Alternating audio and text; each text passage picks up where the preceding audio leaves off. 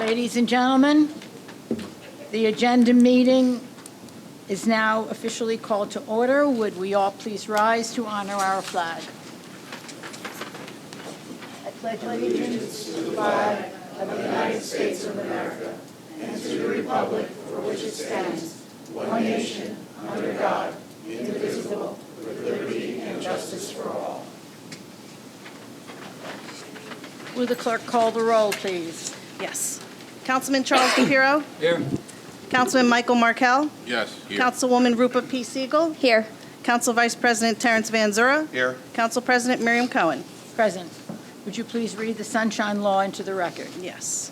In accordance with the Open Public Meetings Act, it is hereby announced and shall be entered into the minutes of this meeting that adequate notice has been provided by the following. 1, posted on the bulletin boards within the municipal building on December 30th, 2022, and remains posted at that location for public inspection. 2, printed in the Home News Tribune and the Cranberry Press on December 30th, 2022. 3, posted on the Monroe Township website, and 4, sent to those individuals who have requested personal notice. In accordance with Chapter 3, Section 17 of the Monroe Township Code, public comment shall be limited to 5 minutes unless further time is granted by the Council President. Thank you. We have a proclamation tonight that acknowledges the effort of the Siwa Diwali Food Drive 2023. Item 6 is ordinances for second reading at the December 4th regular meeting, which follows this meeting immediately. 011-2023-026 is an ordinance authorizing the Township of Monroe to convey a deed of easement over property at 210 Cranberry Half-Acre Road, known as Block 41, Lot 14, on the official tax map of the Township of Monroe. Parenthetical to that is that it's a JCP&L easement for the Veterans Housing Project. Ordinances for introduction at the December 4th, 2023 meeting, 012-2023-027. It's an ordinance amending Chapter 3 of the Code of the Township of Monroe, County of Middlesex, entitled Administration of Government, specifically Section 50 entitled Division of Police. We're referencing an increase from 5 to 6 lieutenants. 8 is our resolutions for consideration under the consent agenda at the December 4th regular meeting. R12-2023-253 through R12-2023-271. Would all of my colleagues please review and see if there are resolutions that they would like removed from the agenda? For the consent agenda, please. None? Oh, very good. We will move to the public comment section of the agenda meeting. Remember, please, it's limited to agenda items only, 5 minutes per speaker. May I have a motion to open the public comment section? Motion. Thank you. Second. Second. Thank you. All in favor? Aye. Anyone opposed? Public comment section is open. Those wishing to make a comment, please come forward to the microphone, stating your name and address for the record.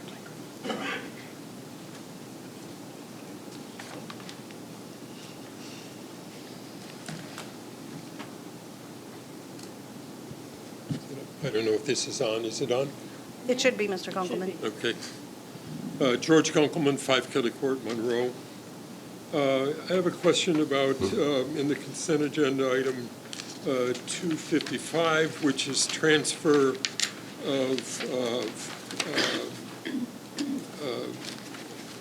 budget line items. My question basically is, how much money are we talking about? But particularly, I'd like to know if there are any significant increases in the line items that it's being transferred to. So are we taking a line item and doubling its value by way of the transfer as opposed to having allocated in the original budget? Are there any big distortions here? Mr. Weinberg, Is what my please. question is. Yep, real quick. So it's actually quite a small transfer. It's just $6,000 in a $70 million budget. So I could get into the details if you'd like. Question answered. Thank you.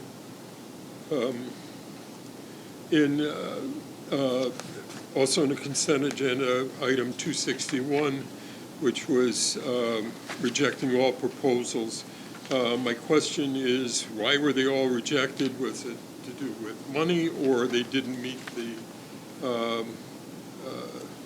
requirements of the RFP? If I could. So, and I may defer to Joe Stroin as well, who took the lead on this, but basically the prices were higher than we expected, and our previous experience towards the end was not as positive as it was with one of the bidders throughout most of the contract. So I can have, Joe expand on that if you'd like, Council President. Please. Sorry. I think I'm going to have to pick this thing up. Do you know where the, We spend a lot of time with microphones. Wireless is- Moving them. No. sorry. No problem. Thank you, Council President. You're welcome. One of the big things, Mr. Gunkelman, is that this is very similar to the energy aggregation program that the township is doing. We took a number of different bids, analyzed them, and looked at to see whether or not there would be a benefit to our residents. As you know, Monroe makes nothing on this program. This was just a benefit to the residents. And after a thorough and complete review, as well as looking at the fact that the original contract provider was sold and purchased by another firm, we ended up finding out that the level of service and the cost was prohibitive to have the municipality endorse it going forward. Thank you. Thank you. Actually, I'll back up to the aggregation item, which is 254, page 2. Are any of those, are we going to be reaching out to any clean energy type thing? So is there going to be an option there? I get a lot of stuff in the mail wanting to sign me up, but none of them have a fixed rate for more than a month or two. So it's it's like crapshoot. Mr. Weinberg? Sure. So as many of you know, I'll try and be as quick as I can, we had the Municipal Community Energy Aggregation Program that ran for 8 years, ending in 2021, where we were able to collectively participate in a rate that was lower than the tariff rate. Unfortunately, the energy aggregation programs for almost everyone who's doing it, I think it's everyone, the rates were coming in higher than the tariff rate, and we certainly couldn't sign our residents up for something that would cost more than the tariff rate. So this just allows us to begin to, for May, to look again and see if we can come in well under the tariff rate so that we can make an award. There is a significant amount of renewables in there because the standards keep getting higher, but they're not some of the higher, not the some places have 50% renewables, and this wouldn't be that. But it is higher than it was when we first started with the program because renewables are a larger portion of everything. So that's my answer, Council President. Thank you. Thank you. Mr. Gunkelman? Item 270. Lost it. Ah, yes.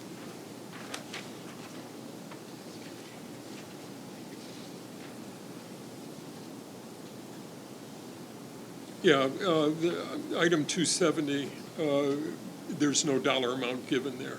Do we have a dollar amount for the award, Oh, yeah. Sorry. contract for water remediation technologists, emergency services? Apologize, take me 1 second here. Council President, 117,700, There's your number. which is in the resolution. I'm sorry. 117,700. I Thank you. apologize for that not being on the No. agenda, Mr. Volk. No problem. That's what we're here for, to find out. Thank you. Wait, this gentleman and then Dr. Prakash Bharat. Go ahead. Please, your name and address for our records. Good evening, Council. My name is Christian Kane. I'm a resident of East Brunswick and a registered nurse at Robert Wood Johnson. I'm sure by now you've heard of our tentative agreement, and we're very happy to hear that the hospital seems to have met our demands for safe staffing ratios. But we're here today because this battle for safe staffing may be coming to an end in New Brunswick, but it has only begun in making its way toward Trenton. I'd like to take a moment to acknowledge and thank Council President for her proud history as a registered nurse with strong ties to public health and nursing education. Today, I'm asking for you to play another part in improving healthcare in New Jersey and amend the resolution on your agenda today to endorse that the Township of Monroe supports the passing of Safe Staffing Bill A4536, also known as S304. The current version of the resolution is insufficient in demonstrating dedication toward the future of nursing care. I was happy to hear in your last session that you would reach out to Dr. Cadmus, the director of the NJCCN, for her input on this matter. The NJCCN's extremely valuable research provides much of the basis of these bills. While I appreciate their contributions, I can't help but feel that their silence on these bills to this point is a result of their partnership with the Rutgers School of Medicine, an entity resulting from a controversial merger between the New Jersey Medical School and the Robert Wood Johnson Medical School. One of the deans of the school recently stated regarding the merger, "Our commitment to Robert Wood Johnson University in New Brunswick remains strong, and our relationship with these institutions will remain unchanged." I don't think it's a stretch to suggest that the NJCCN has decided to remain silent on these bills as a matter of self-preservation. The other deans were responsible for asking medical students to volunteer as support staff for the strikebreakers. The student body bravely responded with a joint letter that I can submit to you as an example of advocacy for patient safety. This is a quotation, "The decision to seek student volunteers during a strike could be perceived as disregarding the legitimate concerns of the nursing staff, specifically related to patient safety." The NJCCN's relationship with Rutgers School of Medicine makes, to me, them an inappropriate source of advice on this matter. As for industry experts, such as hospital associations, they have vigorously opposed safe staffing legislation for over 20 years. Ever since California successfully passed their ratio law, the industry has doubled the amount of money spent in lobbying across the country. Look no further than New Brunswick. Robert Wood Johnson spent over $120 million on replacement staff alone because our union dared to stand up for nurse-patient ratios. Hospital associations don't want this bill to pass because their mission is to improve business, not patient outcomes. They attempt to drown out the voice of nurses with nonsense. Hospital associations claim that, quote, "studies indicate that one-size-fits-all nurse-patient ratios do not improve quality of care or patient outcomes." This statement fails to acknowledge that plenty of other studies do indicate that ratios increase workplace safety, patient safety, and job satisfaction among nurses. On top of that, this is not a one-size-fits-all bill. This legislation is about staffing minimums. Objections to staffing minimums are like saying that cars don't need 4 wheels because tractor trailers have more. Sure, sometimes trucks may have more, but they have at least 4. In an emergency, you can drive on a flat. Just like how these bills have reasonable exceptions for uncontrollable circumstances. The final part of the resolution I take issue with is that it goes from the reasonable position that the legislature and the Department of Health are best suited to investigate and evaluate staffing standards to inviting industry experts to the discussion. To let industry, which is focused on business and profit, into the conversation is a grave mistake. You're asking a police officer to sit down with a burglar and debate the value of handcuffs. This legislation empowers the Department of Health to regulate the industry. Why would a burglar willingly put handcuffs on himself? Please amend your resolution to remove industry insiders from this discussion and urge your legislators to co-sponsor bills S304 and A4536. The future of nursing and healthcare in New Jersey depends on it. Thank you. Thank you for your time. May I submit this to Any, you? pardon? May I give this to you? Of course, Thank you. of course. Appreciate it. Dr. Perot?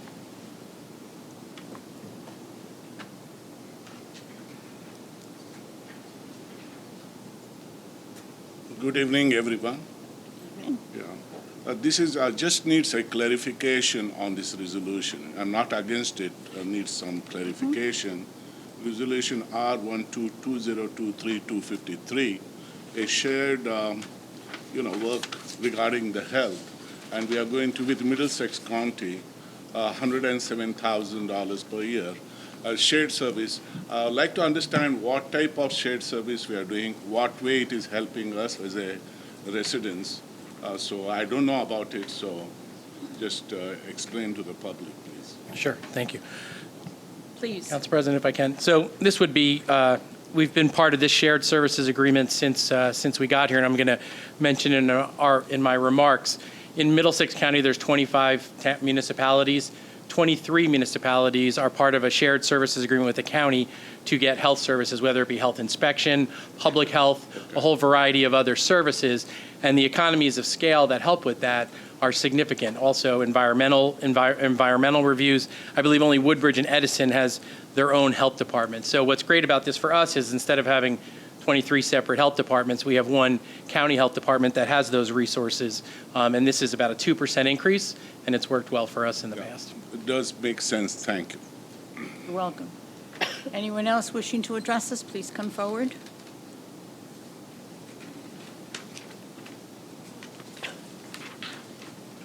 Good evening. Your name and address for the record, please.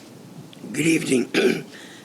Lucio Panos, 1208 Cedar Plaza, Monroe. I hope you all had an enjoyable Thanksgiving and grateful we're all here tonight.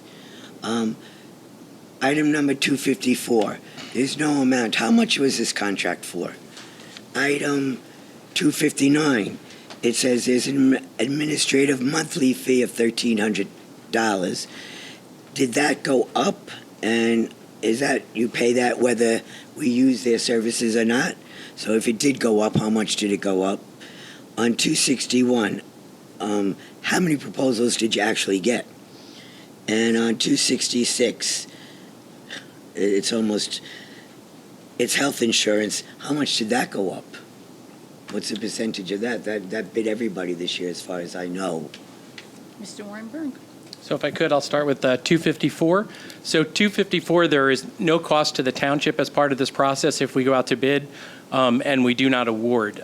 Ultimately, if there's an award for energy aggregation, and we haven't been successful the last two times we tried because it was over, I believe it's 0.00059 as part of the rate, which gets built in, but that would automatically be make sure that we're under 5% of the tariff rate. So there's no cost to the township that's built into the program. That's how it is on every general energy aggregation, community energy aggregation program. On 259, the administrative fee went up $100 a month from $1,200 to $1,300. It's incredibly hard to find animal shelter services, and so we're thrilled to be part of Old Bridge. The costs are increasing this year overall, particularly with the daily boarding, but there's just not a lot of places to go for animal shelter care, and it's a complicated thing to procure, and we've been very happy with our relationship with Old Bridge Township. On 261, we received, I believe, two proposals as part of the RFP for water and sanitary optional sewer repair insurance, for lack of a better word, and that's the one that we're rejecting. And on 266, the increase in healthcare is 3.9% overall. Last year was 0. As you know, the state last year was 23%, and the state this year, I believe, is 7.6. So we're at 3.9. That'll go down a little bit with a couple of changes that'll happen in July as well. Thank you. I hope you all have a nice holiday. You too. Thank you.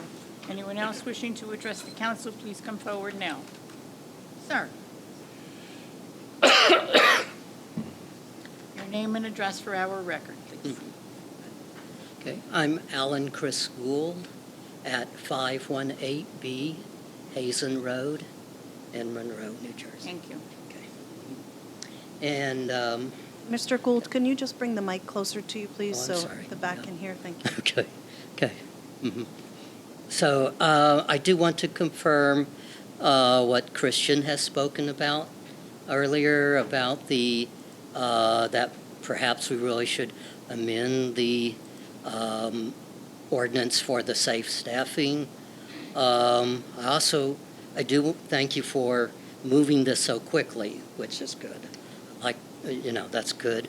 And also, we have noted that the, Linda Greenstein has been a sponsor in the past and presently now in the Senate for the Bill 304. And also, Dan Vinson has been a sponsor, one of the sponsors in the Assembly. And now recognize, too, that Dan is no longer going to be there, and Tennille McCoy now is the Assembly representative there now. But plus, we would like to amend that the amendment support or recommend that the Assembly representatives who are not already sponsoring to co-sponsor the bills in their respective houses there. And that's it. Thank you for your comments, sir. Thank you. Thank you. Anyone else wishing to address us, please? Pick which way. Shorter walk that way. Your name and address for our records, please. Hi, my name is Mari Santo. I live at 9 Mimi Drive here in Monroe Township. I've been a resident for 22 years here in this township, and I've been a nurse at Robert Wood for 22 out of my 35 years. As you all know, we are currently on strike still after today is our 4th month out on the street with no insurance. This bill that you guys are looking at has been in the state for about 20 years now. And it's been given a little pat on the head here and there. And it's something that ultimately is going to impact it's impacting all of us for the past 20 years. If we haven't wound up on a hospital bed, we will wind up on a hospital bed. We'll have loved ones will wind up on a hospital bed. And if you don't have somebody in the family that knows a little bit about medicine to help you figure things out and speak for you, those nurses at the bedsides are going to be the ones that are going to speak for you and look out for you. And we're just looking for safe patient-to-nurse ratios that will at least protect us and the patients at the bedsides from grievous mistakes, oversights. Sometimes there's nobody to speak for a patient other than the nurse that's taking care of them. And I feel that this is a public safety situation that needs to be addressed. And I find myself in my 35 years of nursing getting scared for what's becoming of medicine. It's no longer a personal thing. It's no longer, there's no care in it anymore. It's all about the bottom dollar. It's become a corporation. It's no longer about caring for that human being at the bedside. And that's my major concern, that I will not just be a nurse one day. I'm going to be a patient in one of those beds. And I'm very scared for it. Thank God I have a nurse daughter, and I already told her to, have my back, just as I did for my family members. But not everybody has that. And I think in good conscience, we at least as human beings need to take this into consideration for everyone's safety. Thank you. Appreciate your comments. Thank you.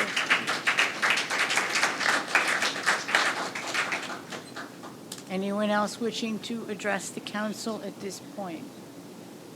Ma'am, please come up.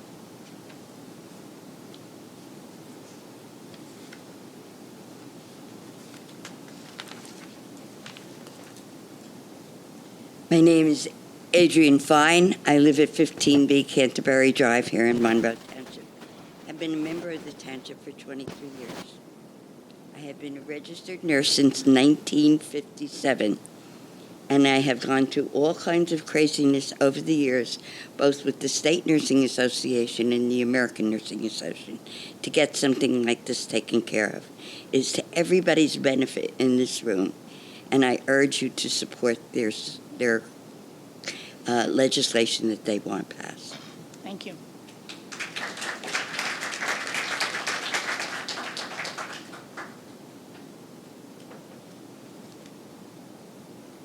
Hello.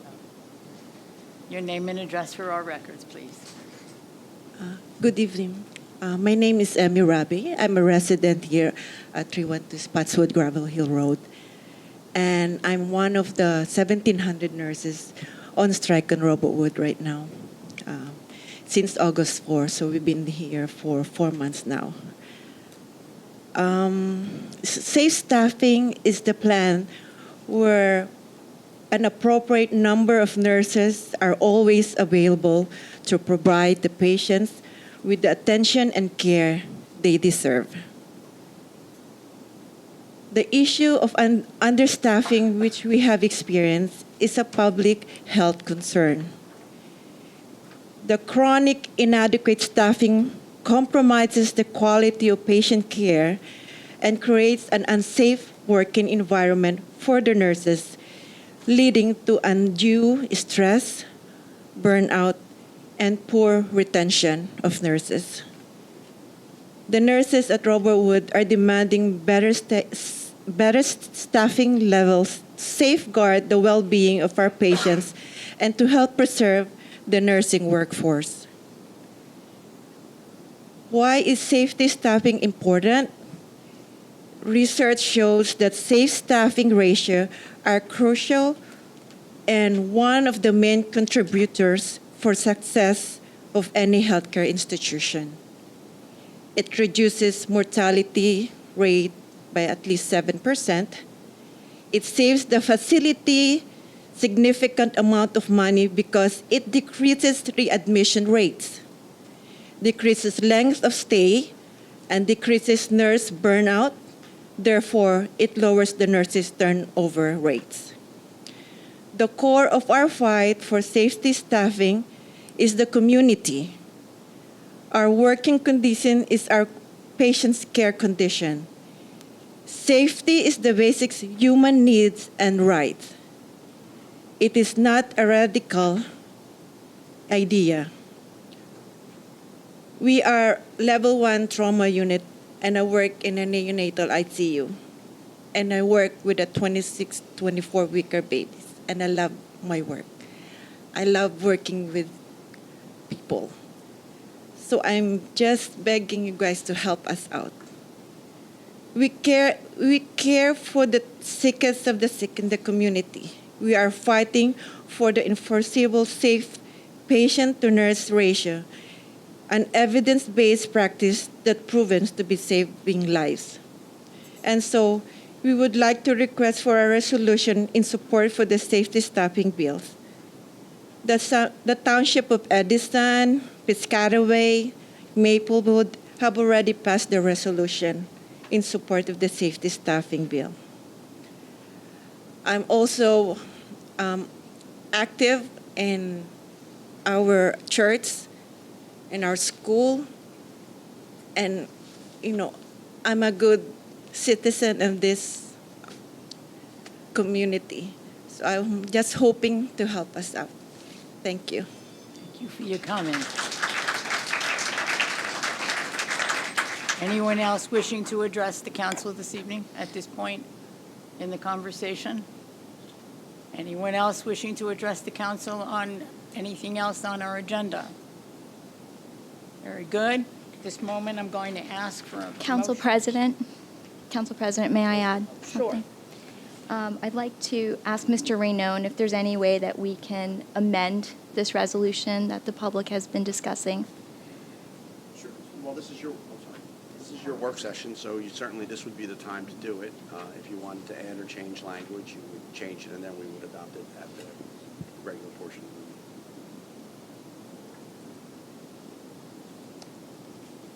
So before I close this, So, right, we're still in the public portion, is that Right, correct? correct. I need to So close at the the conclusion public- of the public Okay. portion, we Right. would do it. may I have a motion to close the Motion. public portion? May I have a second on that? Second. All in favor? Aye. Any opposed? Public portion is closed. Councilwoman, I believe you still have the floor. Yeah, I would just like to, Mr. Rainone, if you could help us reword this possibly, if everyone else agrees to go ahead and amend the resolution based on what we're hearing from the public. I am curious as to the sense of my colleagues on the council, what you are feeling at this moment. Madam President, can I be heard? Yes, of course, that's why I just said. I believe the first gentleman that came up addressed further specific bills and language that was not in our original resolution. Correct. And I don't know, it was a lot to kind of grasp in a short period of time, but I think that's what my colleagues are looking to perhaps try to add, because we're very supportive of all of your efforts and very appreciative, and we appreciate your coming here and letting us know. Not to speak for my other council people, but I think what we'd like to do, if I'm hearing my colleague correctly, is put the language in that you feel that is appropriate, so that we could then vote on that language, which perhaps might be stronger and have more of an effect when our resolution goes forward. And perhaps, I don't know, I know you handed something to I have a copy of Council the statement. President. Is that a revised resolution, or is that, there's some way we can get the proper language? No, it's a statement, and So I just, he has. Luke, go ahead. I'm just writing it as we. He's writing it as we speak. We do have experienced counsel here in town, so. I just think that you want to, I think the whereases of your resolution are generally okay. I just think that you want to add as a second whereas, be it further resolved, as a second resolve, be it further resolved that the Township Council does hereby support and endorse the passage of Assembly Bills. You got to Sorry. speak a Going to the mic, please. Sorry, got a little bit of a cold. Be it further resolved that the Township Council does hereby support and endorse the passage of Assembly Bill number 4536 and Senate Bill, sorry, I was reading as we were going along, S 304. 304. And then I think if you just put that in, Patty, as the second resolve, then the last resolve calls for us to send a copy of this resolution to the legislative district representatives. Am I hearing consensus on my right over here, gentlemen? Yes. Yes, yes. Is that satisfactory, Councilman? Yes. Excuse me, Lou, if I can just ask, so when we adopt, are we taking it out of the consent and voting on it separately, or leave it in the consent? No, I think that you could, if there's a consent amongst the council people, I think you can just add that resolved in. Okay. And adopt it as As revised. changed, and we would read the Perfectly. revised. Council President, just have a question for council. So that we'll be voting on the way it gets amended. Correct. Correct. Unless there's some objection. It would be endorsing the bills. Endorsing the Exactly. bills. Madam President, did I also hear something about a safe staffing bill 80536? Is that a different bill, or did I just not hear that right? Maybe a different bill. Not something that. I think, I had the numbers right. right. The Assembly Bill is 4536, and the Senate Bill is, I think Senator Vitale's bill is S 304. I was confused with 4536, I believe. Yeah, Just a- 4536. Okay, Just- thank you. You're welcome. Just a comment that I had gotten information from Dr. Cadmus, and what we did was give it out to my colleagues on the council who all got it. It was not a matter of having discussions with them about it, but rather of obtaining information to share, to educate all of us in the most effective manner possible and efficient, since we did, as was noted, wish to get this done relatively quickly. Okay? Is there a motion to So amend it? I don't know that you need, is there any What do I objection? need to do Well, I now? guess that's the question, Council President. If You have there's to no ask. objection, you could just do it by consensus. Consensus. So the consensus is, Members, if there's any objection. does any council member have any objection to doing this by consensus? No. Okay. So it could stay in the consent. Hearing and Stays on the seeing consent none. agenda just with that resolve. Stays on the consent agenda for our regular meeting, so you can stay, please, and hear it adopted. Okay?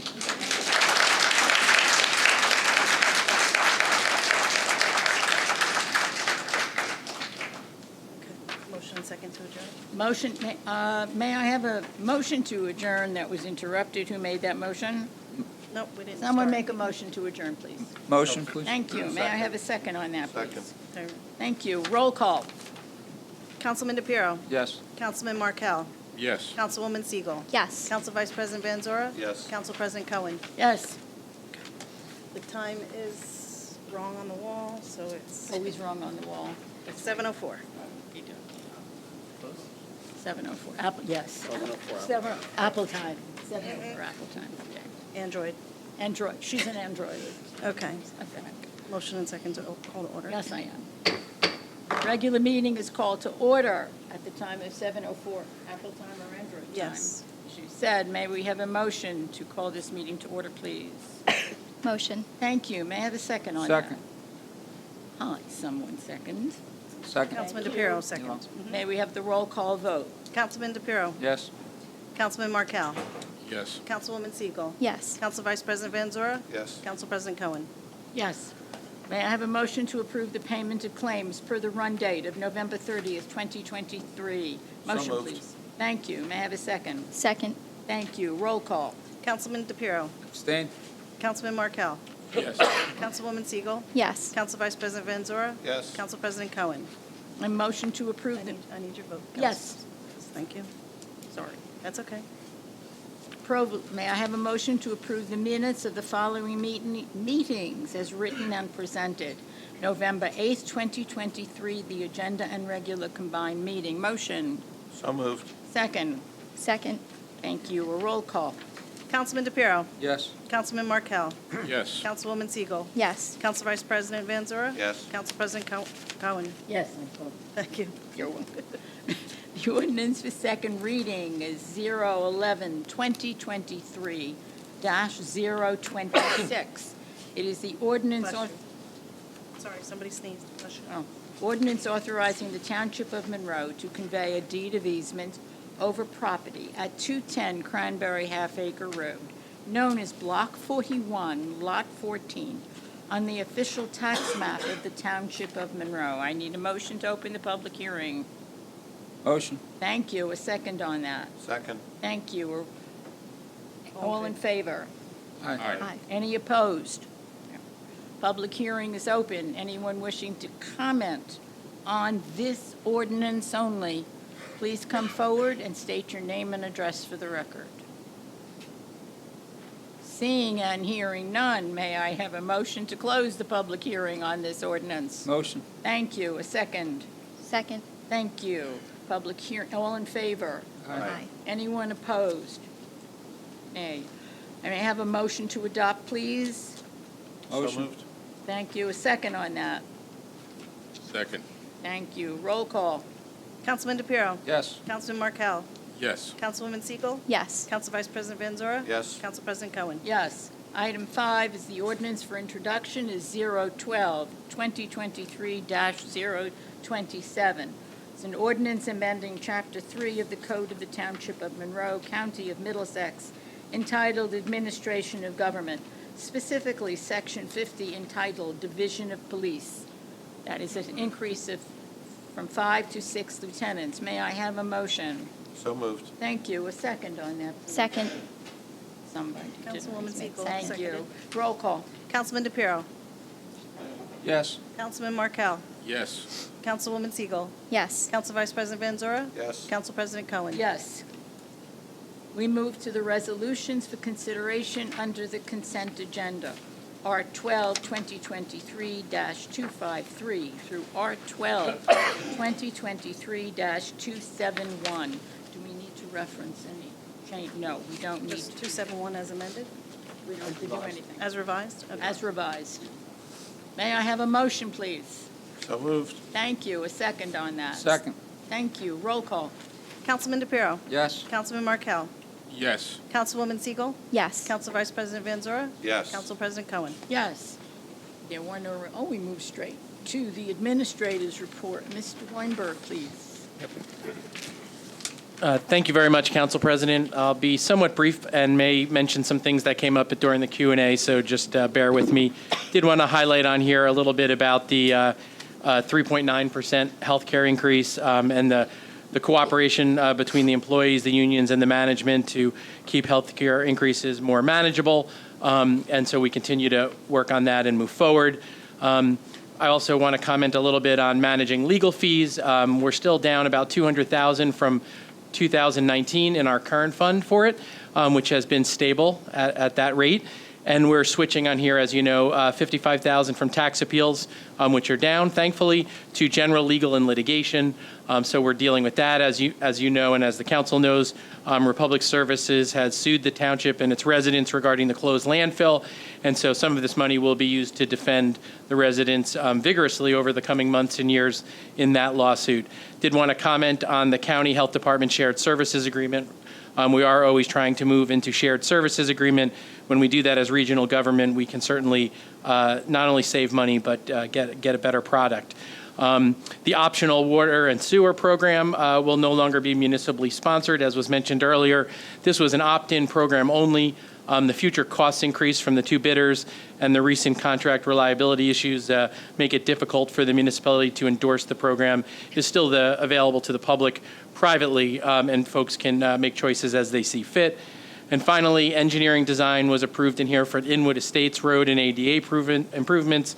Moving forward with this $328,000 state local aid grant, this will improve the roads in and around where the tanker trucks were moving over by the landfill for several years. And we'll be excited to work on this project later this year and hopefully get into paving. Thank you. Thank you very much. Engineer, Mr. Razmowitz, hi. Thank you, Council President. I'll be brief as well. Just a quick update on a few of the projects. The Emergency Services Building on Halsey Reed Road, the drainage and concrete work is complete. The paving should be this week if the weather permits. Our township sidewalk program is still in progress. The county traffic signal improvements, Old Bridge Englishtown Road and Mounts Mills Road intersection, the county work is well underway. Our utility work was completed by Monroe Township Utility Department. And lastly, the traffic signal at Applegarth and Joan Warren Way intersection, Middlesex County anticipates construction starting in the spring of 2024. Thank you. Thank you. Council reports. Mr. DePiero, do you wish to do the council report? Sure. Good.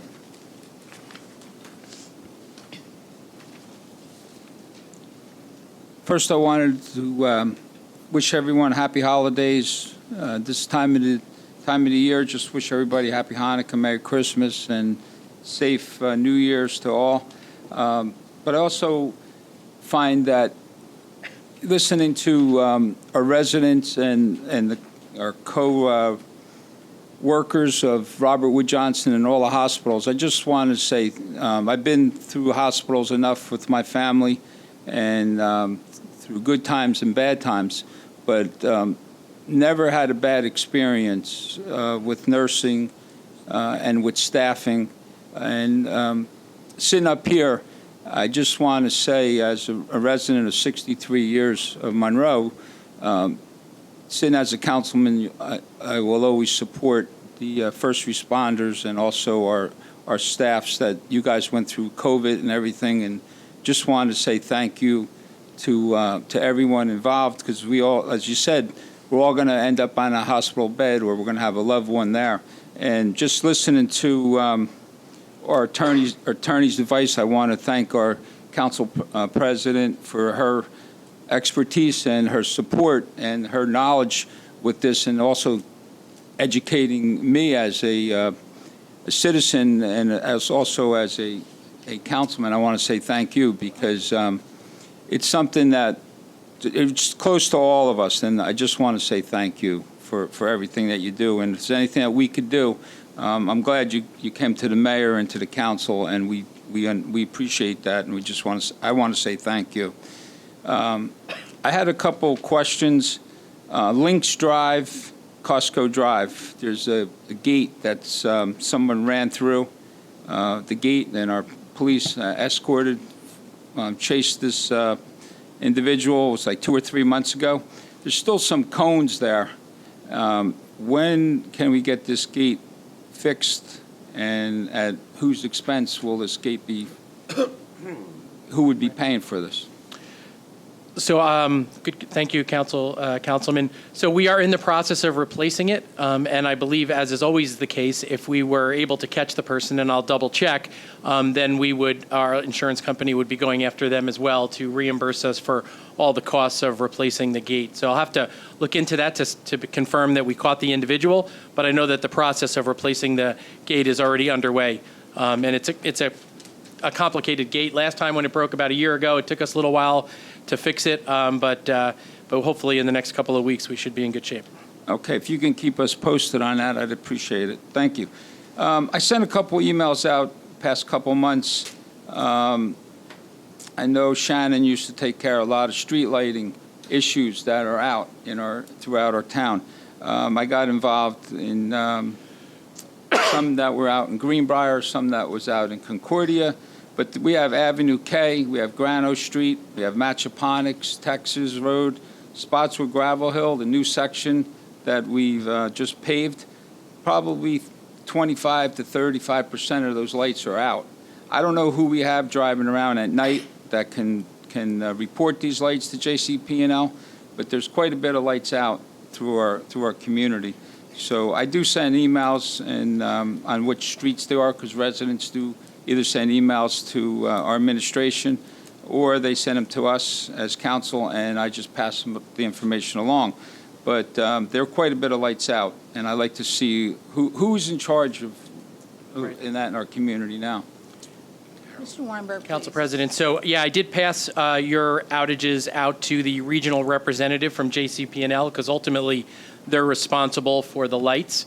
We've been pressing them to fix lights and in being on different email servers with other municipal managers, this is unfortunately a chronic problem, and I know the mayor has brought it up to not just JCP&L, and I'll let him speak to it, but also to the Board of Public Utilities, because that's ultimately who they answer to at the JCP&L. We've been able to get some progress throughout the town, but there are certainly too many lights that are out, and we continue to push them. They're a regulated agency, so the pressure continues to go to our legislators and the BPU to encourage them to fix more lights. They have made a significant amount of progress that they have been in town, and we have been getting some updates, but we'll continue to push them to do more to try and fix those lights. It's particularly important when we're in this time of year when it gets dark so early. It becomes a safety issue for our residents and becomes a more acute issue. Okay, thank you, because I know we've been waiting for Municipal Plaza for a few years for them, the new lights that they're going to put from Prineville into the complex, but they're still not here. Right, so that's different. That's putting in new construction, and we are waiting a long time on that, but there's absolutely no reason why they shouldn't be fixing lights quicker. Correct. Sometimes what they say to us, and this happened a little bit in Clearbrook, and I know the mayor can address it, some of these lights have underground wiring, which makes it more complicated, but it's never an excuse for it to take too long to do it because we are paying for those lights, so they should be on. Right, thank you. So there's a ribbon cutting, which I visited again today, Monroe Bagel and Pastry. It's 8 o'clock at 627 Spotswood Englishtown Road, December 7th.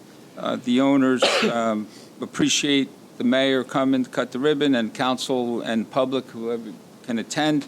It's at 627 Spotswood Englishtown Road, 8 a.m. on December 7th. Also, menorah lighting on December 7th at 4 p.m. at the Prineville and Prospect Plains Road. And there's also on December 10th at 5 p.m. at the Senior Center, the menorah lighting that will go at the Senior Center. On November 29th, Veterans Park to the Rec Center, we had the tree lighting and the holiday parade. I wanted to say thank you to everyone that helped, the police with the escorts and our first responders, Station 51, Station 57. I want to say thank you for all of that, and also for the rec department on everything in DPW, what they did. Also, some of the council and the mayor attended the luncheon for Thanksgiving at the Senior Center. That was something that was very nice. As always, it was well done, and our staff, I just wanted to thank everybody for that. We have two employees that no longer work with us this year. Just wanted to give a shout out. Alicia Gonzalez in the clerk's office, and also Samantha Rampachek, our tax collector.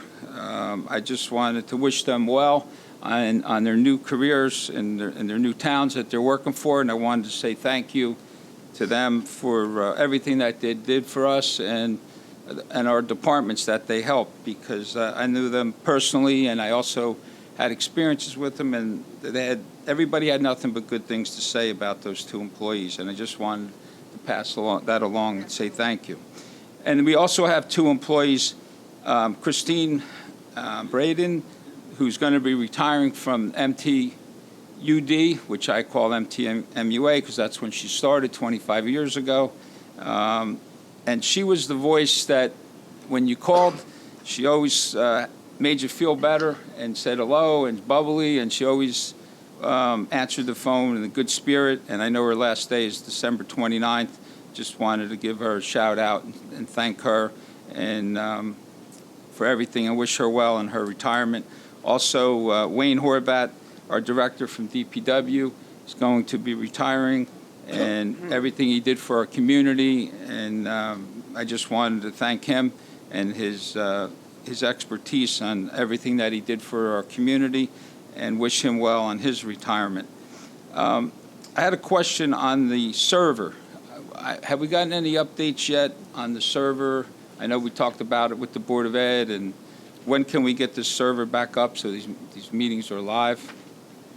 Yes, so if I could, Council President. So the meetings are live. We're on YouTube, and they're also recorded on there as well. I know that the server was down at the Board of Ed. I can certainly follow up on that and see if there's any communication or plan there, and see how we could be helpful to resurrect that. That would tie it into the cable system, but it is already taped and live here. You know, as you look to the back of the room, you could watch it from your car if you're so inclined. But we can certainly follow up on that. I don't have a recent update.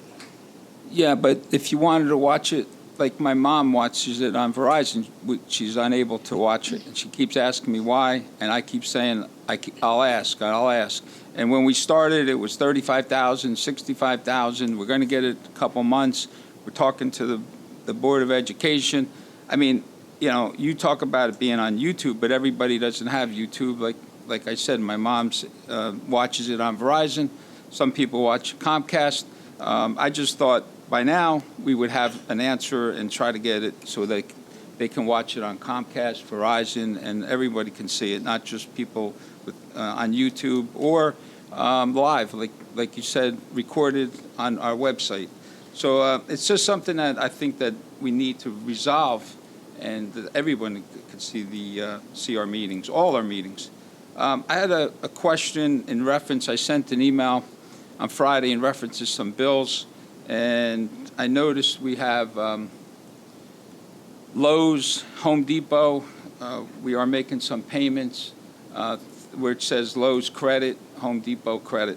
So I think on the bill list, when I see credit cards and I look back at the past of some township employees, some fire companies, and so forth, with credit cards, I think that's a problem. And what I would like to do is I'd like to get from our auditor and also from our attorney a letter of opinion on any credit cards or any credit cards made out to MTUD or in the name of the Township of Monroe.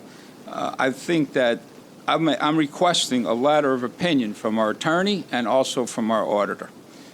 So if I can get that, if you need it in writing from me, Council President, just let me know. But that's a request that I'm making. I could answer that either at the end of your comments or now, if you'd like, Councilman. No, I'd like the letter. I'd like to respond either at the end of your comments or now, if you prefer. You can respond. Okay. So we don't have any credit cards. We do have, and I've explained this in writing several times to you, we do participate in state contract programs with Home Depot and Lowe's. There are no credit cards in the township. I know there was a major issue within the audit and at DCA as it relates to the fire district, but we do not use any credit cards here within the township. Okay, so whatever we use, if it's a qualified card, I spoke to George Lang because you asked me to go see him tonight, and I did.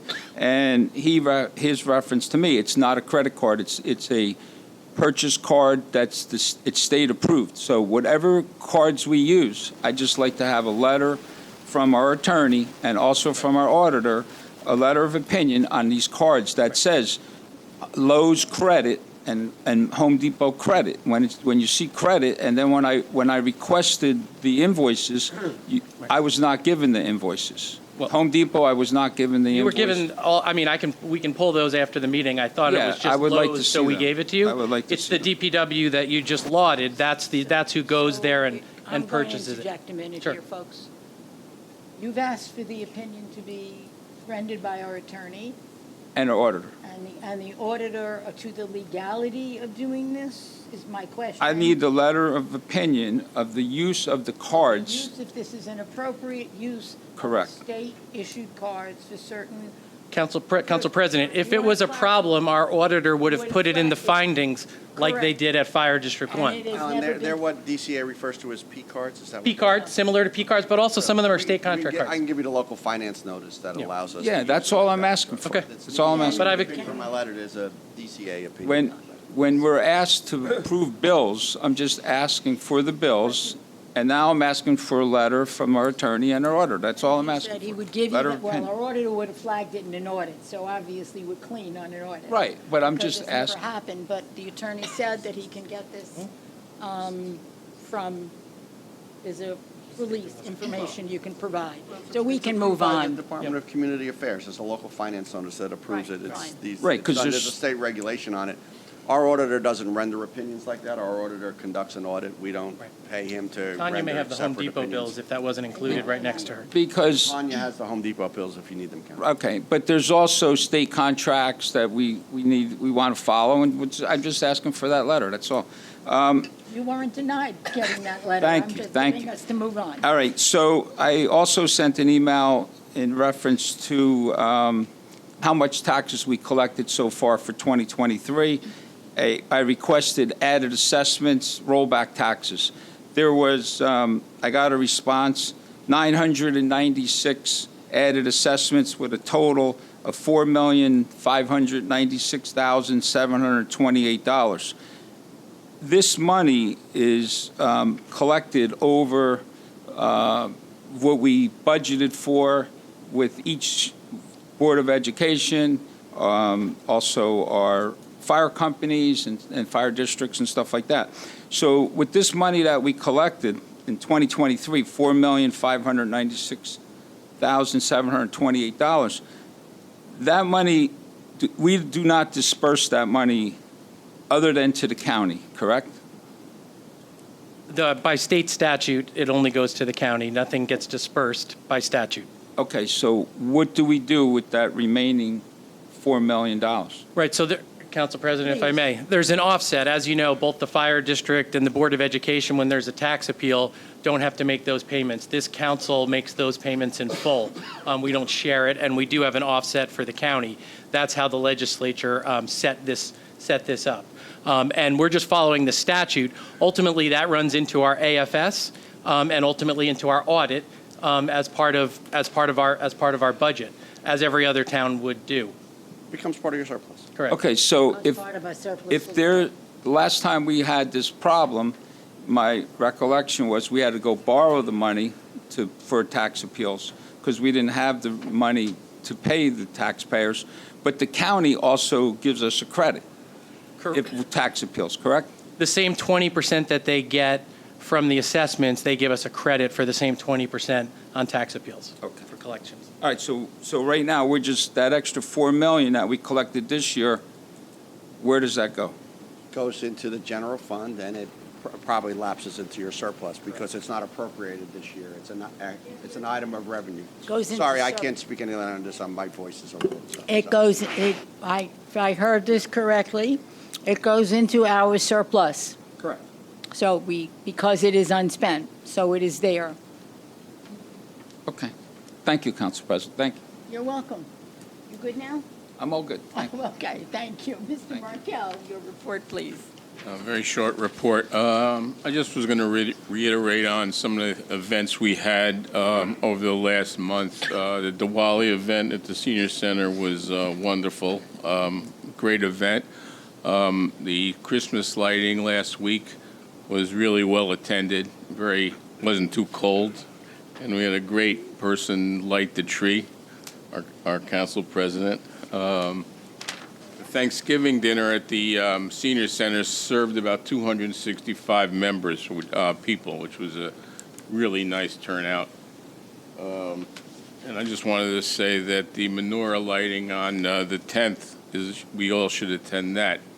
One thing I would like to mention, which is kind of has affected me personally over the last month is what's going on in Israel. I've got a number of emails from people in my council as a councilman, not personally, asking me my opinion on what's going on. I'm really not going to get into my opinion, but it's in this time of holiday of the season when we're all celebrating. I think we have to remember what's going on with the people in Gaza and the people in Israel and the people in the Ukraine. And while we celebrate, we should keep in our minds and our hearts what they're going through. It's very important to remember this. And I also want to thank all the nurses and all the staff that are here tonight representing your patients and everybody who's going to need you and is thankful for you. And so I just had to say that. Happy holidays, happy Hanukkah, happy Merry Christmas, Kwanzaa, everything. And have a good holiday. Thank you. Before I move over to Councilwoman Siegel, we have already been to that bagel store you were referencing earlier, Councilman. We went there after some event and had a really good bagel, a little large, and and a latte. And that was so pretty place. Councilwoman, your turn. Thank you, Councilwoman Cohen. Good evening, everyone. Nice to see everyone here today. Just a couple comments and updates that I want to share.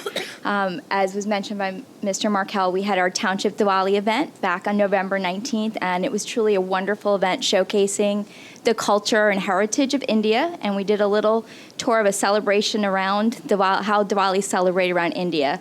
It was a day of cultural programming. We had a lot of local vendors, exhibits, a room dedicated to making a community rangoli, and we had food from purchase from a lot of our local Indian restaurants. So, and we ended with a special Diya lighting. But I do want to thank people. There were so many people involved in this event. Our Diwali committee has been working on this since the beginning of last year.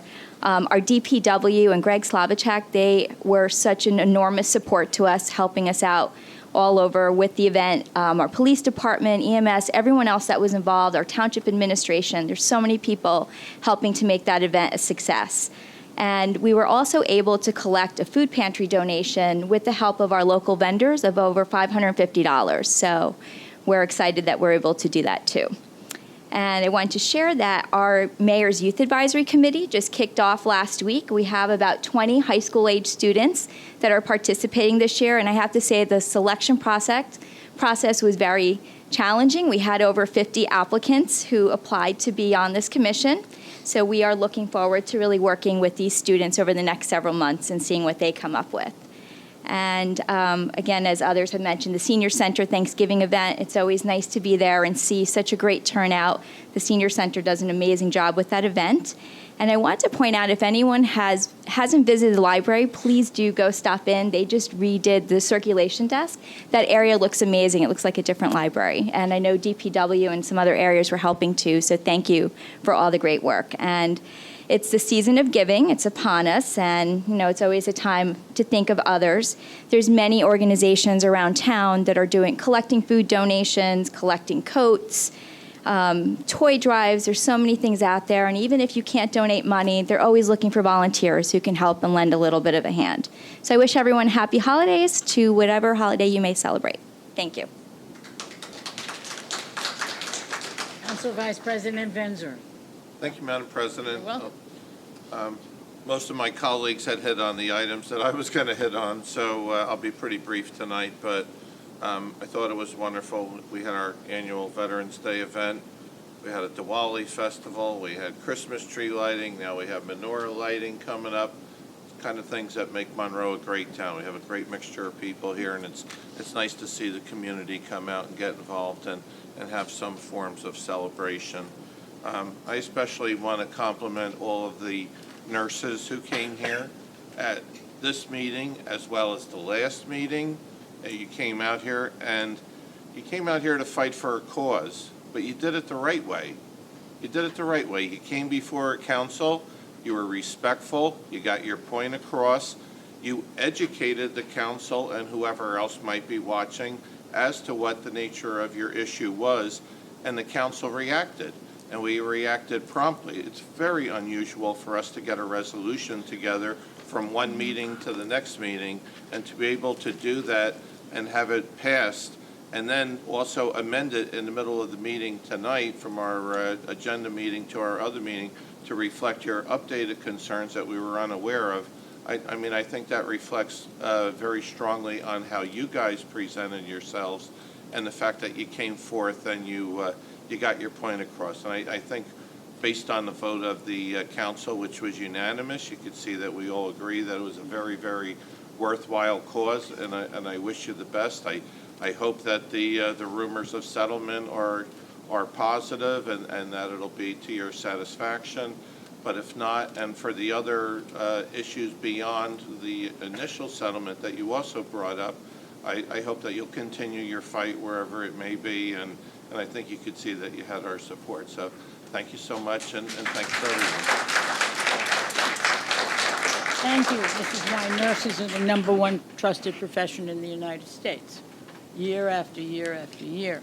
But on that note, year after year. But on that note, as is always a pleasure, our mayor, Mr. Delina, please. Thank you, Council. Thank you, Council President, for allowing me a few minutes to just make some brief remarks.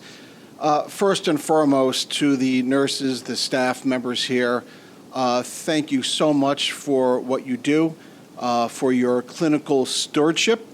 But now, more importantly, I have to admire your advocacy to your profession, to come out here to fight for not only yourselves, but for the generations of skilled nurses to come. So thank you so much for being here.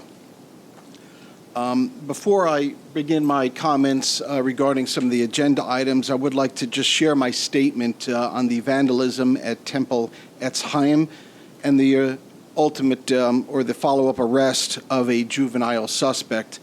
The vandalism to the Etz Chaim synagogue has deeply affected our entire community at a time when there is such an alarming increase in incidents of anti-Semitism. Law enforcement and prosecutors must take all bias cases very seriously.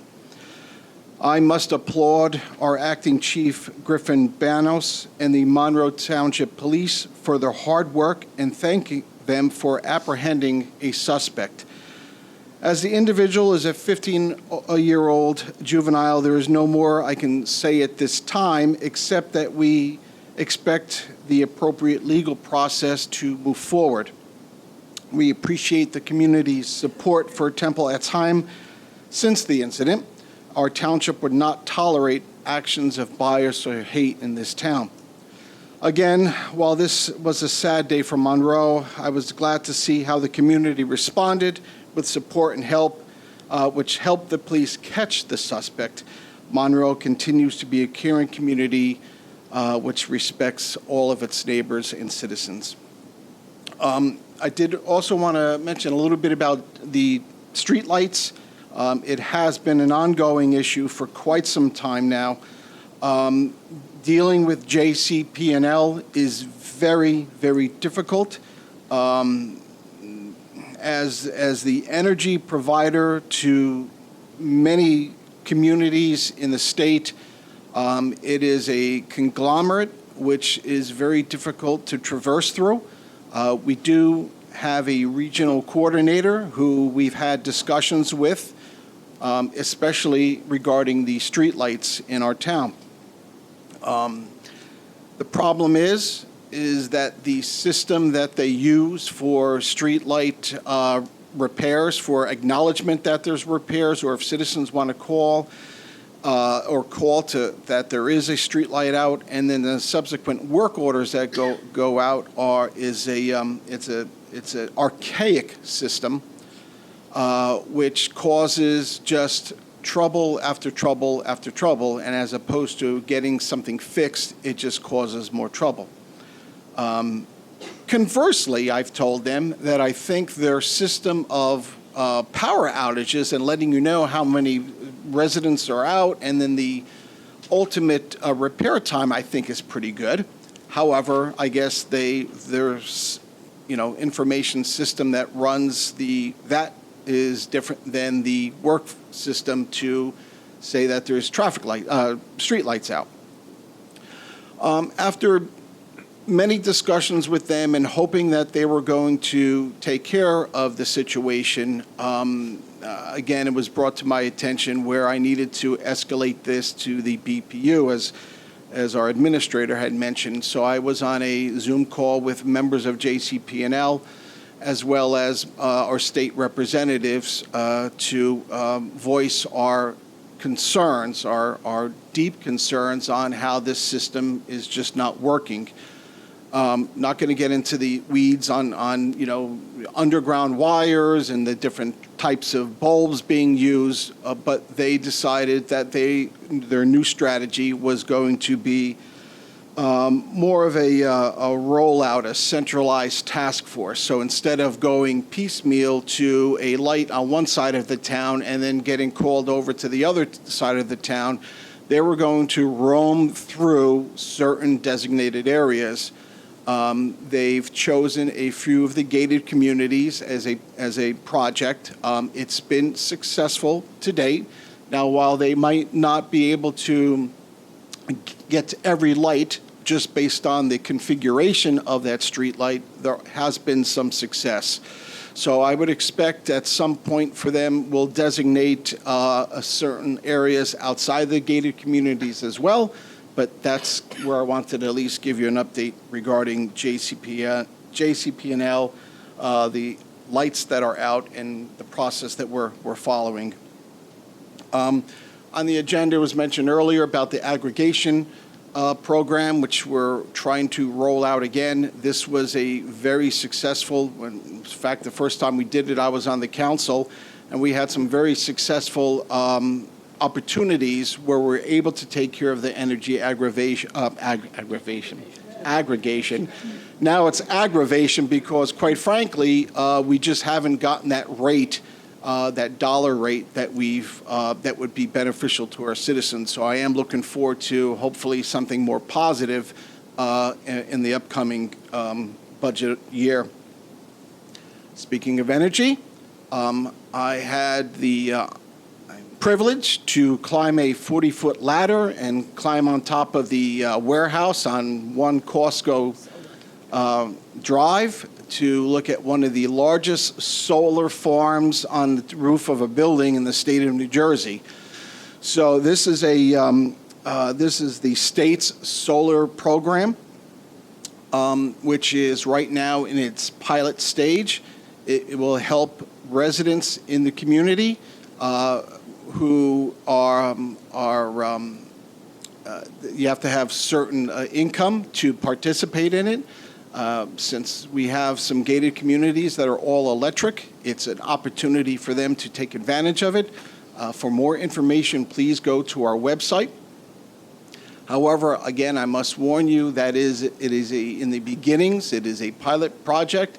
So some of those things that you may have enjoyed with the aggregation where it's a consolidated bill, this is not the case with the solar program.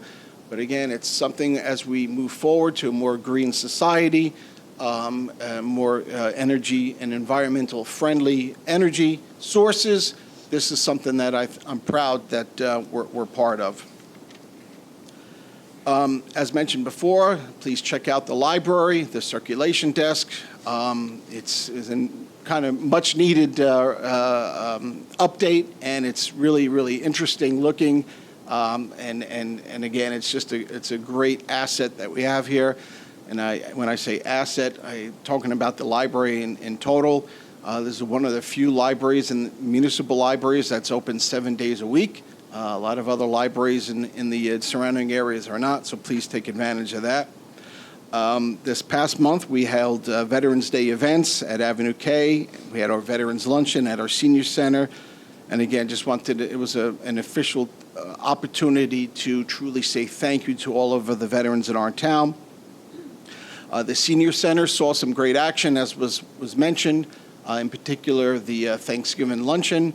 But of note, the Diwali event I thought was outstanding, and I have to publicly thank all of the members, but especially Councilwoman Rupa Siegel for her stewardship in being able to plan that and then get me to go into a kurta and get involved in dance in a fashion show.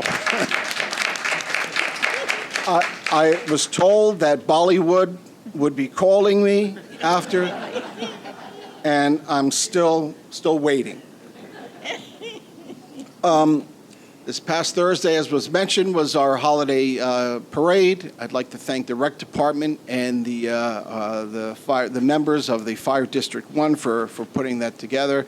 Fortunately, I was not able to attend and drive in the convertible and be cold. But again, I guarantee next year, if the weather's cold, you'll see me out there. Tis the season. Menorah lighting. The municipal township menorah lighting will be on Sunday, December 10th, at 5 o'clock at our senior center. And since we have our nurses here, let me just finish off by just a special thank you to our amazing EMS employees, the best in the region. In November, they answered 998 calls for service, with Sunday, this past Sunday, being the busiest day with 202 calls. They are our consummate professionals, and we are certainly lucky that we having them in our town serving us 24/7 throughout the 5 geographic locations of this town. And with that, I thank them and I thank you. Thank you, Mr. Mayor. We now move to the public comment section. May I have a motion to open public comments, please? Motion. Thank you. Second, please. Second. Thank you. All in favor? Aye. Any opposed? No. The public comment section is open. Comments are limited to 5 minutes per speaker. Please come forward, state your name and address for our records. Pat Swalje, 586A Madison Drive. A couple of things. First of all, commenting on what Councilman DiPiero had said about the lights. I would like to thank Councilman Mike Markell. He is our Ward 1 councilman, and I had the pleasure of working with him in our Clearbrook complex. And so as a result of his interests and his pushing and his keeping on top of getting these lights fixed in a couple of the senior complexes, that job is getting done. So thank you very much for your just taking that upon yourself. I have a question for Councilman DiPiero. A couple of months back, he had stated that there was road work being done on one of the county roads or one of the roads, and one of the businessmen had suggested to him that signs be put out that the businesses are opened. So I wanted to ask him if he has pursued any of that, and has he, kept up with finding out what can be done about that, if the county would provide a sign, or how that works when there's road work going on. Any business that is affected by road closure, it should be normal practice that the county or the town or the contractors allow the businesses to have a sign that says that Is they're that open. but when you brought it up, it was that I guess the county, when they're doing road work on a county road, should supply a sign. That's what I was wondering if you had followed up on. Well, who does what with the signs. So what the project was on 522, which is a county road. Okay, Farmer Al's business was still open. Right. And he, as his councilman in that district, in that ward, I asked if the sign could be put up that his business was still open. because he was open and there was no sign said that his business was open. So moving forward, I said all of the construction that's going on for all throughout our community, throughout the town, they should have signs up if the roads are closed, that all our businesses that are open, a sign will say that they're still open. It's not up to me as the councilman, our township engineer is right here, and he's the one that, he does all the signage, all the approvals is done through his company that he works for, Center State.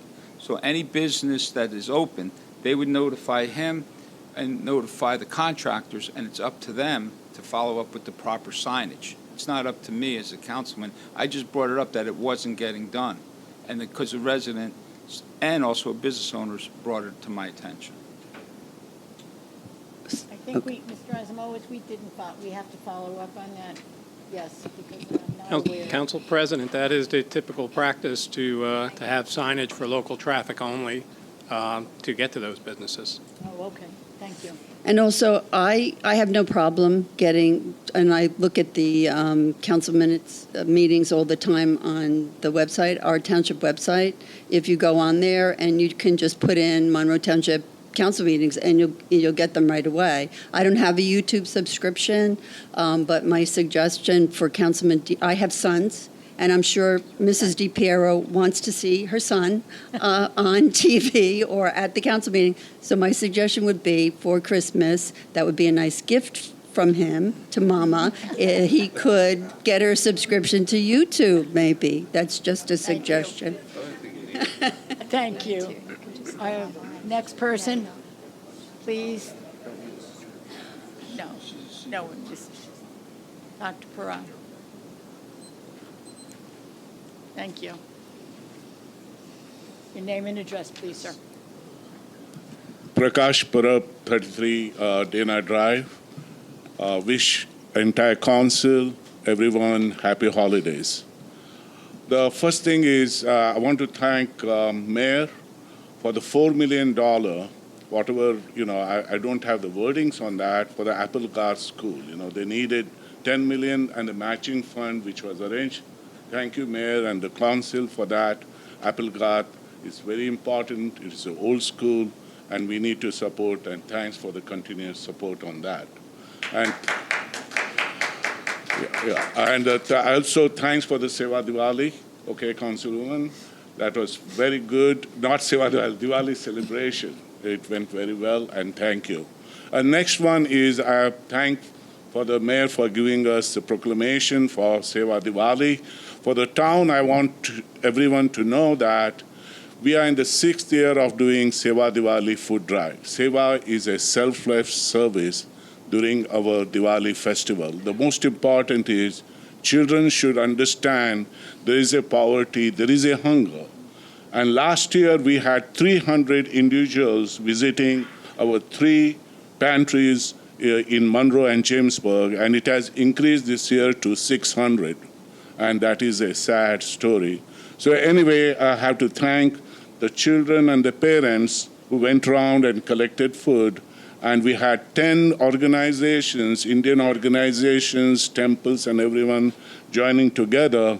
We gave 26,000 pounds of food to 3 pantries, one our senior center and 2 in Jamesburg. So I thank them and thank Mayor for coming and giving proclamation, and also school district and BOE president coming and admiring the children. Now, I want to bring one. There are a lot of nice things are happening in our town, so thank you very much. Okay, roads, everything looks good. Lights are the problem. My street, 3 lights are not working for 1 year. My front house, light was not working. I called, within 10 days they fixed it. I don't know why, but it got fixed. But coming to one thing, burglaries, car stealing is going on. Last 3 days back, 3 burglaries in South Brunswick. During daytime, morning, 5 o'clock, 6 o'clock, they came, they broke the window, came inside the house. What they are looking for, the car keys. They searched the drawers, took the cars, stole the cars. This is a state issue. This is a national issue. Even the senator's car in Washington was stolen. So where is our FBI? Where is our intelligence? This is a national theft. There is a organized criminals. They are doing it very organized way. The car disappears. The police cannot chase them because they drive so fast. They kill whoever comes on the way. So I urge that we talk to the senators, we talk to the legislators, we talk to the FBI. This has to be solved because when the cars are stolen, the insurance goes up. It all impacts us and also impacts the safety. They have not killed anyone, but they came last week to South Brunswick when residents were at home, they were sleeping, they came early in the morning and stole it. So the request is that things are going well. We have systems in place. We have updated our police system with a lot of, information and activities. So I want to bring this to your attention, President. Thank you. Yeah. Thank you. Anyone else wishing to address the council, please come forward as you're walking forward.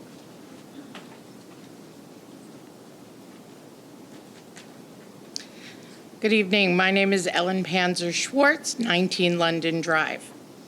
As the president of the Sisterhood of the Chabad of Monroe, I wanted to personally extend my invitation to everyone in our community to come out. I know someone had mentioned that the lighting was Thursday, December 7th. It is, but it is at 3:30 in the afternoon, and it is on the corner of Perrineville and Prospect Plains Road. It's directly across from Shop and Stop shopping center. And we really want, especially in this year, to realize the humanity of everyone's celebrations. And I think that's one of the most wonderful things about Monroe, is how much we can share. So please, everyone, you are invited out. We have refreshments, we have live music. I'm very proud to say that the menorah is built by my husband, who it is the largest menorah in the United States. It is the same size as the National Menorah. And so it's really a treasured thing that we in Monroe get to share. And again, everyone is invited. It's December 7th, and it's at 3:30 p.m. Lots of entertainment, lots of good food. You can park right on that side, or especially if you have little children, please park where the menorah is. Otherwise, you can park in the parking lot of the supermarket, and they don't mind to come across. Thank you. Thank you.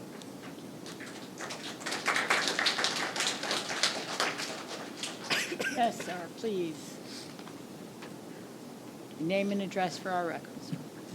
Brian Fabiano, 19 Patricia Place. I have a couple of things I wanted to go through here. It was just mentioned about public safety, the break-ins. You know, I'm proud of the things that the mayor and the police department are doing in our town. Unfortunately, this is a statewide, national issue. What we need to do as individual citizens is safeguard ourselves as best as we can. And I seen there was a couple of things that the police department put out regarding locking your doors, making sure your windows are secure, lights on, yada, yada, right? Unfortunately, this is something we're dealing with as a society. It's not just here in Monroe.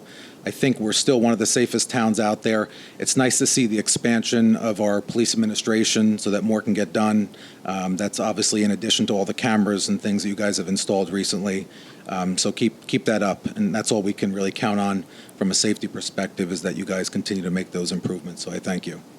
I did want to also mention about, Mr. Parab mentioned about the school district and the money that the mayor delivered on. I think what's important to mention is that fell in the council and the mayor's lap really at the last minute. And I believe it was at the October meeting that the mayor said a plan would be put together. Mr. Weinberg was working with the school administration, and you guys delivered, and it's huge. It's huge because obviously, the referendum failed last year. It was a poor plan, but it did, by it failing, it did, make things look pretty bleak in terms of the repairs that needed to get done. And by the township stepping up and getting this grant matched, we can get the much needed repairs. So I really do appreciate that, you guys delivering on that. I wanted to ask a question about the Citizens Review Board. if there were any updates at the last meeting that took place, the Citizens Review Board for the training school. Mr. Weinberg, please. I'm trying to refresh my memory. Thank you, Council President. I don't have my notes in front of me. I did attend the meeting. So is there anything in particular you were looking for? Do we have a council member that liaises to that commission that can give an update? We have two council members, Councilman Vanzura and Councilman DePiero is the chair. Okay, so could the chair give us an update of that meeting? You got to ask the council. Council President? Councilman, do you want Charlie's the chair. Charlie, the chairman, did we have any recent reports from them? No. I was not present at the meeting, neither was Terry. Okay, so the reason why I ask is, if you weren't present, can't give a report, that's fine.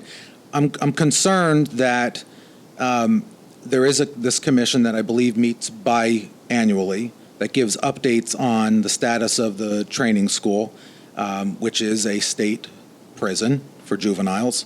And there's been a lot of discussion, some things that I've seen in particular from Councilman DePiero in this place being magically transformed into a migration camp for migrants that are being shipped to Monroe and that this is not a train school. I'm just wondering, is there a breakdown in communication between the training school and the committee and chair, or I'm just wondering why that the misinformation is being spread throughout the community, because it has been a major concern for members of the public that are hearing these kind of outlandish things that certainly I don't think are true, but where is the breakdown in communication, or are these just things that are not actually happening? I can answer some facts, having been at the meeting. Facts on that. So as many of you know, the training school is eventually going to close. It is approximately, and the update at the meeting was, I think, 4 to 5 years before they create the 3 regional locations that would replace the statewide location that is now the training school in Monroe. So we're still about 4 or 5 years away. About a year or two ago, we were 4 and 5 years away, just to keep in context with the state and what their numbers mean. So we're still 4 to 5 years away. A member of our board did ask the question, if it's operating, are these rumors about, migrants moving in there true? And the head of the school said, absolutely not. It's a facility for juveniles at this point, and it will be for, 4 to 5 years plus. So those are obviously just rumors. It's still operating and fully functioning. Not fully functioning, but functioning for I believe it's about 90 or so juveniles, 80 or 90 or so juveniles that still are housed there. Great. And one more question on that topic. Can you maybe explain, could I finish my last piece? Well, I think you took my time when you were answering, right? No, we don't. Okay.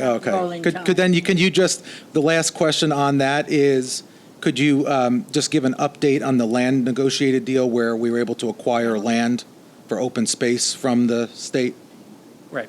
So there's 2 issues there. One is on the what would be the east side of Spotswood Englishtown Road. I believe it's 94 acres, if I'm correct, that sit behind the old police station. For those of you who may recognize that facility that was knocked down, this is sort of on the Spotswood Englishtown Road side of the location. So thankfully we were able to get that land approved by the DEP to become Green Acres, which gives it a more protected status than just being land owned by the state that could at any moment be sold for development. So it is a Green Acres location at this time, and that's why the council and the mayor took down the building, was because Green Acres can't own anything that has buildings on it that aren't being maintained. So the police department building, which was our police department, which we didn't build, but was a building that was there that our police department moved into. We took that down because it could have been years before the state allocated money to do that. And then they did some work back at Camp Derrick to clean up that area back there, so it would be just a green space, and I believe it has some farming on it as well. So that one is done. As I've probably explained to the council, and I know that working with the mayor on this, the area around the boys' home is 570 acres. We have been working for years with the State Agriculture Development Board, where in 1999, the state passed a law to put that into farmland preservation, or a bill into farmland preservation. They haven't yet filed the deeds, so we're in the process with the State Agricultural Development Corporation to have all the meets and bounds done, accommodating our Danny Ryan Field that's out there, and then hopefully in the next year or so, those deeds will be filed. It's partially protected, but we uncovered that the deeds weren't filed yet, so now we're moving to make sure that land is protected in the way it should be protected, as well as farmland preservation outside the gates of the community. Thank you. Thank you. Anyone else wishing to address us, please come forward.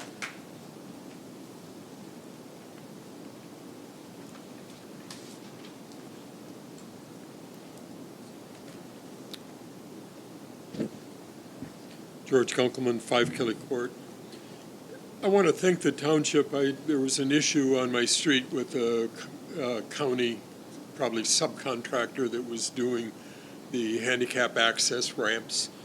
And in short, they were not the best contractor in the world, but the engineer's office was able to get their attention to finish up their work and clean up and not just string it out over a long period of time. And that was resolved, and I want to thank the engineer's office in particular, and the various clerk's offices that directed me to the engineer's office. It was well done. And when it was all done, I noticed that the street sign was kind of hanging off at a nasty angle. So I looked at it more closely, and they had managed to damage it. So I pulled it out and discovered that the big problem was they had bent the pole with their backhoe. And I put it back in and compacted it better and fixed the street sign, so it should be good for a while. But very unimpressive performance by the county contractor. Regarding the street lights, I appreciate that, being from Ohio, that PS, Jersey Central Lighting and Power, which is an Ohio-based company, can be difficult to deal with. One of my questions I'd like to get in front of them is, why aren't they replacing them with LED lights? When we're replacing our lights here in the parking lot, we're replacing with LED lights. We did at the library, and we do whenever we're doing any kind of a renovation. But one, they last a lot longer, don't have to be repaired as often, and they're more efficient. And since we're paying the bill, I can't see why they can't. But it is JCP&L. I have I'm going to go out into left field here a little bit and make the comment that we have in Monroe great public services. And, it was mentioned regarding the retirement at Public Works, and we've also talked about the MTUD a lot. I just want to say that we have to remember how good these things are, and the day will come when we'll be under financial pressure. It's happened before, and the temptation to sell these off, particularly the MTUD, because there are buyers out there who will constantly want them. And it's big money, and it's upfront money, and it can solve a lot of problems. But the result is almost always terrible for the residents in the long run.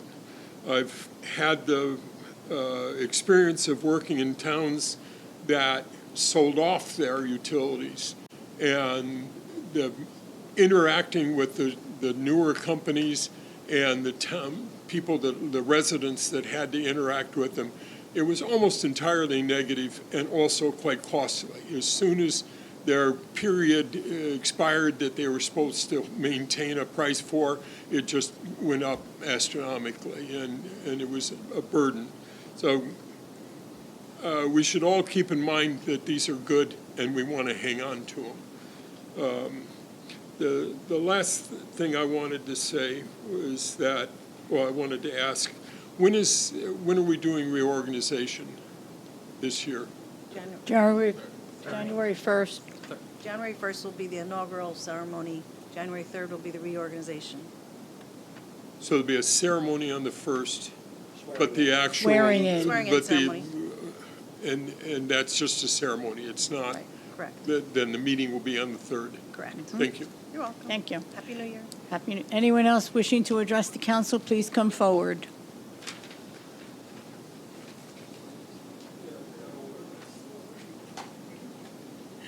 Good evening, all. Good evening. And Michelle Arminio, 9 Nathaniel Street, and I need 30 seconds of indulgence, please, from Council President. Yes, 30 seconds. So I may thank you with all my heart, all you nurses and first responders who saved my husband's life on numerous occasions and the lives of the people I love. And there is no one better in those buildings than the nurses and the staff. And I honor you all, and I'm sorry that you are under such pressure, but you have my deepest and most, the best gratitude I could ever have. So thank you all, and please.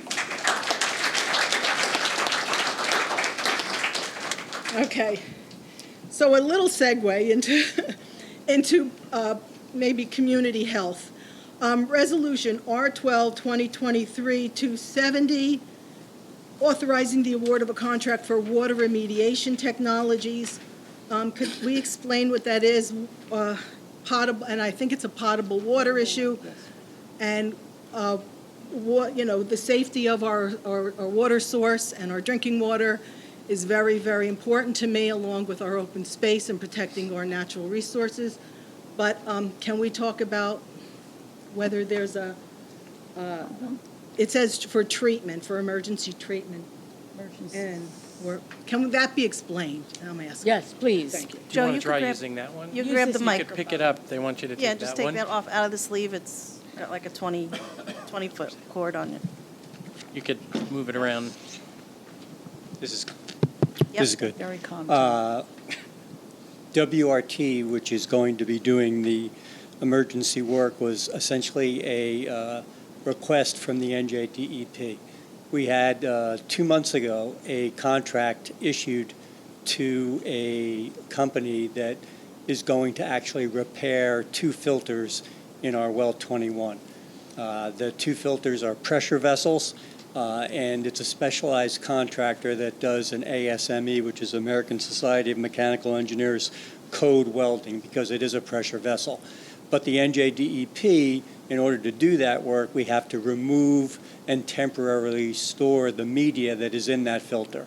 So the NJDEP has asked that WRT get involved and perform that service, and that will enable us to complete the repair, and then once the repair is completed, then WRT will replace the media. Is that well in any way contaminated or is coming up on its testing as high?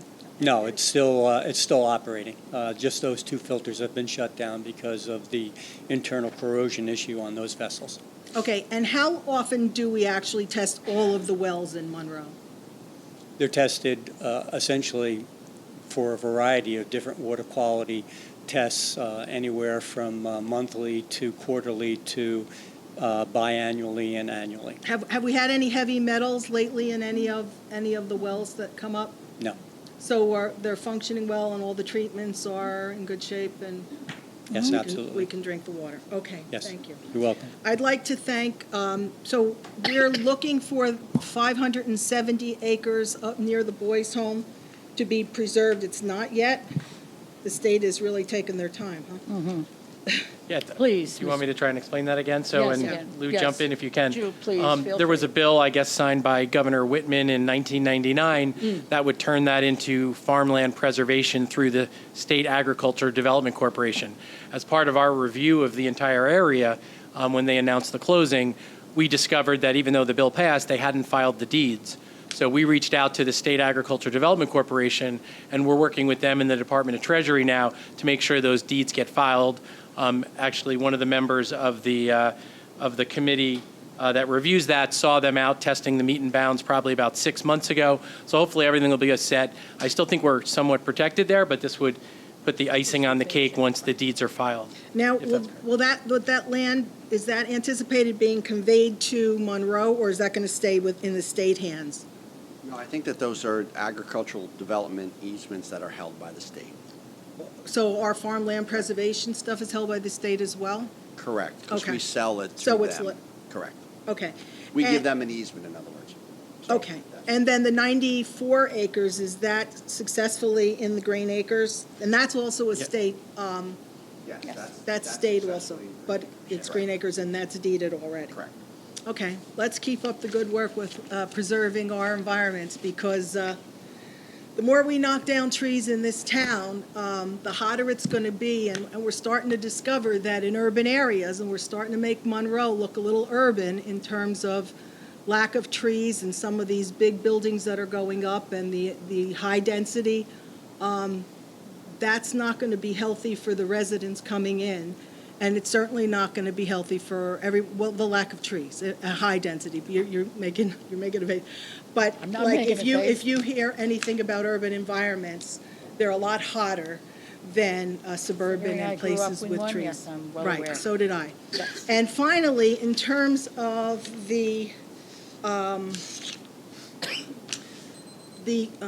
Finish done. as yes, Okay, I- just really, I want to make a plea to put things on cable again. Not everybody has computers, not everybody has YouTube. And I know Public Radio did a survey, and they found that people over 60 tend to still use cable a lot more than the other devices. So to take that away from the majority of, well, a very high percentage of people in Monroe, I think is not good. I would ask you to, again, work with the Board of Education, get that back up and running. Thank you very much for your comments. Anyone else wishing to address us this evening?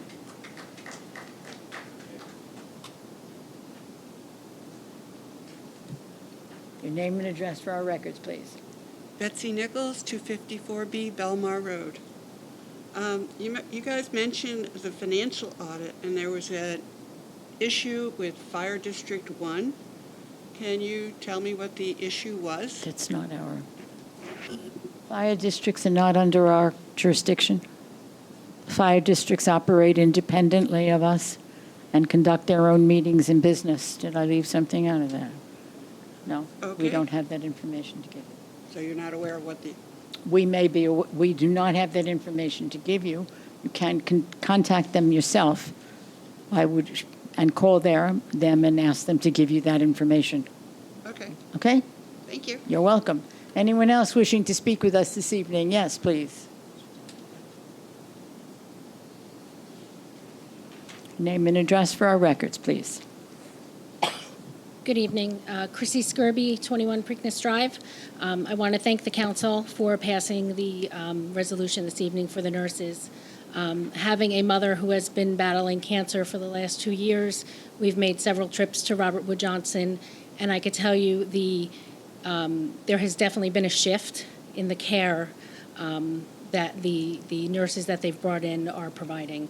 So I'm happy to hear that there is a tentative resolution, and I hope that the state does whatever they need to do, whatever legislative action there is to get our nurses back in where they belong. And I thank them all for coming out tonight, because they truly are heroes to those who are in the hospitals. So thank you for the council for recognizing that. And I just want to make comment on something that Dr. Parab brought up about the local break-ins that have been happening for the cars. Not only was it in South Brunswick, it was actually in my neighborhood Thanksgiving week. 2 homeowners saw on the Ring camera that several individuals were trying to break into their garage to access their cars. There were 3 vehicles stolen out of Southfield Estates the same evening. The detective that came out to our neighborhood was very informative. I want to thank the police department for their information that they're giving to our community. There were 2 meetings that were held in homeowners' homes where the detective came out and gave us a lot of information that I had no idea what was going on. There's 2 different types of organized crime at work across New Jersey and across the country, and it's alarming to hear what they're doing with the cars. You know, they are following people from gas stations home to see where they live. They're taking pictures of the cars. They're posting them to whatever websites they use, and they're getting buyers. And when they have a buyer, they come back and get the car. So basically, we were told, you know, come hell or high water, they're coming back for that car because there's a buyer for them. So it is very scary. Knowledge is power. I always say that. I know the detective said that they are willing to do multiple presentations in people's homes rather than large forums, because they want to make sure that the information doesn't get out to those that shouldn't have it, right, the criminals. But I do know that the police department mentioned that they have installed these cameras around town that have been very useful to them. And I know my neighborhood has been sending letters, I think, to the council and to the mayor, asking for, in the next budget cycle, if you could increase that, because it seemed like the detective that came out to speak to us said the more cameras, the better for them to track. So I would really hope that the council would maybe make that a priority too in the budget, to put more of these cameras in, because what they can see from those, the license plate readers, really has been, I think, helping. I know the detective said that they have indeed been able to see when a stolen car has come in, and they've been able to escort them out of town. He went through why they don't chase vehicles out. And also something alarming is that these organized crime are using juveniles, because they know that the juveniles are not charged like adults. And they get apprehended, and they're let go that evening. And what happened in my neighborhood, we were told that juvenile had probably 50 pages of a rap sheet, and they just got let go. And that is because of the state of New Jersey, the laws that they have for juveniles. So perhaps maybe the council can look at some type of resolution urging the state of New Jersey as well to change some of these laws, because these juveniles are being used in these crimes because they know that they're not going to be charged. So it really is, and it's across the state. And nobody's to blame here in Monroe for these break-ins. But again, like I say, knowledge is power, and letting our residents know all of this information and how to protect themselves, I think we have to get that out, as well as letting our legislators understand the need for changing some of these laws. So thank you. Happy holidays to all. Happy holidays. Anyone else wishing to address the council, please come forward now. I'm looking and seeing none. I'm going to request a motion to close the public portion of the meeting. Motion, please. So moved. May I have a second? Second. Someone second. Thank you. Thank you. All in favor? Aye. Oh, and anyone opposed? No. May I have a motion to adjourn? So moved. May I have a second on that? Second. All in favor? Aye. Any opposed? This meeting is adjourned with the thanks of the chair and the council members. Happy holidays to everyone. 8:22 p.m. 8:20.